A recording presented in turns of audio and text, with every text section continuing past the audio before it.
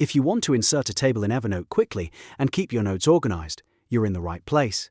In this tutorial, I'll show you the simple step-by-step process to add a table, enter text, resize columns, and expand your table as needed. This is perfect for making lists, tracking information, comparing items, or building a clean layout inside your notes. And if you find this helpful, make sure to hit like and subscribe for more easy Evernote tutorials just like this. First, open Evernote and either create a new note or open an existing one where you want the table to appear. Before you do anything else, place your cursor exactly where you want the table to start. This is important because Evernote will insert the table right at that point in your note. Next, look at the formatting toolbar. On the left side, you should see the blue plus icon, which is the Insert menu. Click that icon to open the Insert options. If you prefer keyboard shortcuts, you can also type a / or / to bring up the inline command menu. This is a really fast way to access tools without moving your mouse around too much. Once the Insert menu appears, click on Table.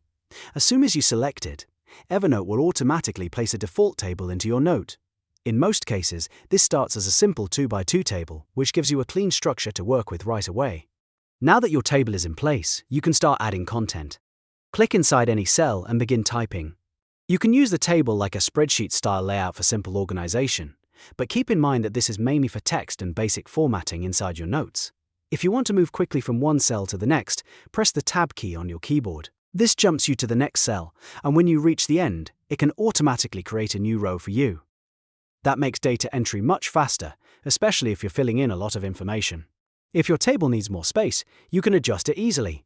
Hover your cursor near the edges of the table, and Evernote will show a blue plus sign. Clicking that plus sign lets you add a new row or a new column, depending on where you place your cursor. This is very useful if you start with a small table and later realize you need more categories or more entries. You can also customize the width of your columns. To do that, hover over the vertical line between two columns. When your cursor changes, click and drag left or right to resize the column.